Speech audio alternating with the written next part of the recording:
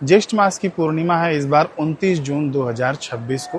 पूर्णिमा तिथि शुरू हो जाएगी 29 तारीख को ना तड़के ही, यानी सुबह सुबह सूर्योदय के पहले ही 3:06 से। ये तिथि रहेगी अगले दिन यानी 30 तारीख को 5:26 तक। तो ठीक है, तो पूर्ण पूर्णिमा मानी जाएगी आपको 29 तारीख को। तो जिनका भी व्रत उपवास है वे लोग 29 तारीख को ही व्रत उपवास करें, जो लोग करते हैं पूर्णिमा का व्रत उपवास। कई जगह पर ना अमावस्या के दिन मनाया जाता है वट सावित्री, और कई जगह पर पूर्णिमा को। तो 29 तारीख के दिन वट सावित्री का भी योग है, जो लोग पूर्णिमा के हिसाब से मनाते हैं। देखिए, ये जो ज्येष्ठ मास की पूर्णिमा है ना, ये मनवादी तिथि है। मनवादी तिथि क्या होता है? देखिए, ब्रह्मा जी का एक दिन होता है एक कल्प। तो एक कल्प में 14 मनवंतर होते हैं। ध्यान से सुनिएगा तभी आपको समझ में आएगा।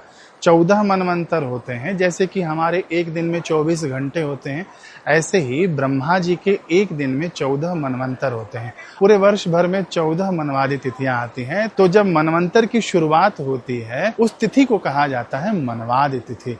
तो ये जो ज्येष्ठ मास के पूर्णिमा है ये मनवादी तिथि है। मनवादी तिथि की महिमा क्या है महाराज? शास्त्र कहते हैं कि मनवाद्यासु युगाद्यासु प्रदत्तः सलिलांजलि सहस्र वर्ष की तृप्तिम पितृणामा हवेत परम।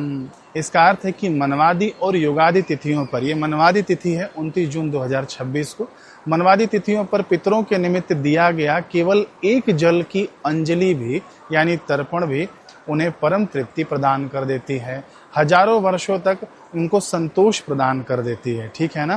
तो ये मनवादी तिथि की महिमा है। आगे शास्त्र कहते हैं कि या मनवाद्या योगाद्यश्च तिथयस्तासु मानवः स्नात्वा हुत्वा च दत्वा च जप्त्वा अनंत फलम लभेत। इसका अर्थ है कि जो मनवादी और योगादि तिथियां शास्त्रों में बताई गई हैं, उन पवित्र तिथियों पर मनुष्य द्वारा किया गया स्नान, हवन, दान और जप अनंत फल प्रदान करता है, अक्षय फल प्रदान कर देता है।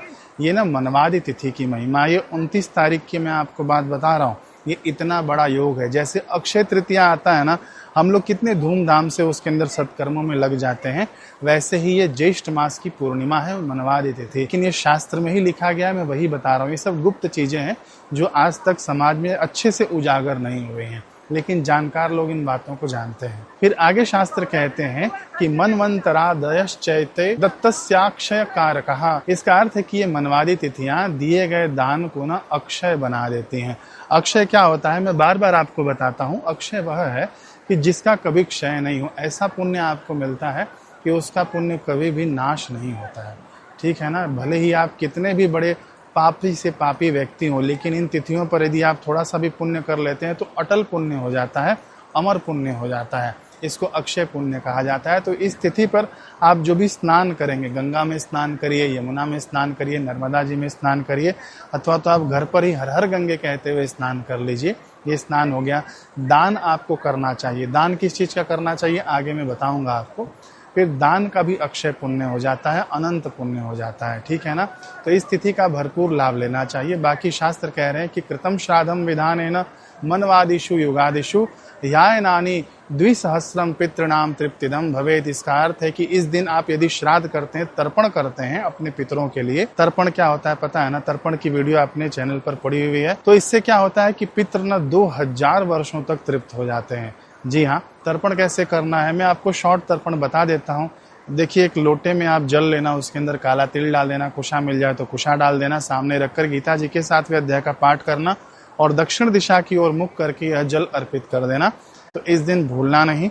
2000 वर्षों तक अपने पितरों की तृप्ति मिलती है। तो कहेंगे कि हमारे पिताजी तो जीवित हैं, हम अपने पितरों का तर्पण कर चुके हैं, गया जी में जाकर कर चुके हैं, तो भी कोई बात नहीं। पितृलोक होता है और पितृगण होते हैं, वहाँ के अधिष्ठाता देवता होते हैं। आप जो भी कर्म करेंगे सब चीज उनके पास तक जाता है, वहां से आपको पुण्यों की अभिवृद्धि मिलती है। ठीक है ना? वहां से आपको लाभ मिल जाता है। तो इसका जरूर लाभ लेना ही चाहिए। आगे शास्त्र कहते हैं कि मनवादी यत् किंचित दीयते दानम युगादिषु युगक्षये तत्सर्वमक्षयम गेयम पितृणाम तृप्तिवर्धनम।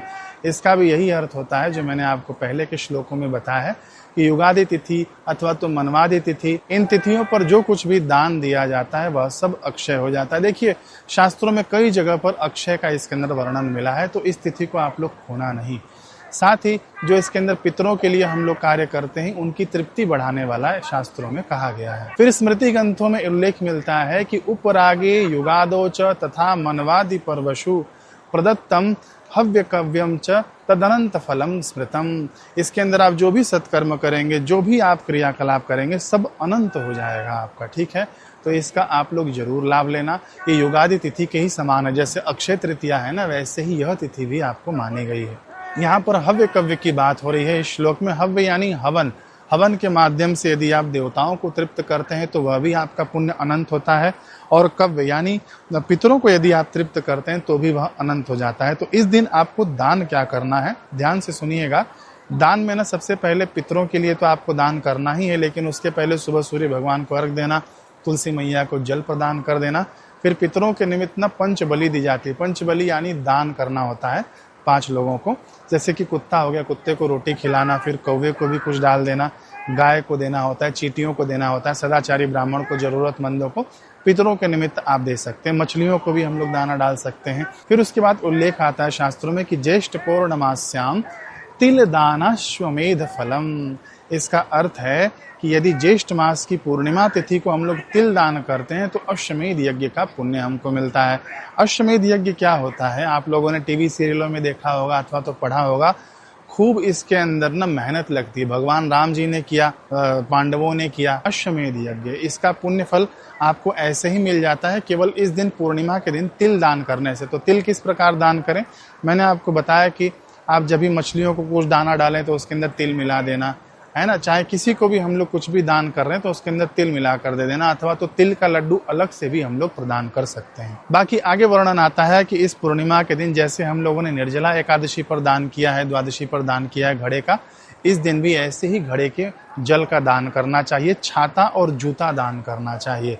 जो इस दिन छत्र का दान करता है, जूते का उपानह का, है ना, शास्त्र में उपानह कहा गया है, जो इस दिन उपानह का दान करता है उसको राज्याधिकार मिलता है, यानी राजा के समान पद और राज्य सुख की प्राप्ति होती है। जी हाँ, अभी तो आपको तुरंत नहीं मिल जाएगा, लेकिन जैसे हमारे ये संचित कर्म होते हैं वैसे ही आपका ये पुण्य कर्म संचित माना जाएगा और यह आपको जरूर फल देता है। फिर इसके अंदर भगवान की पूजा तो आप करेंगे ही, पूर्णिमा है तो जरूर आप लोग पूरा लाभ लीजिएगा। हरे कृष्ण।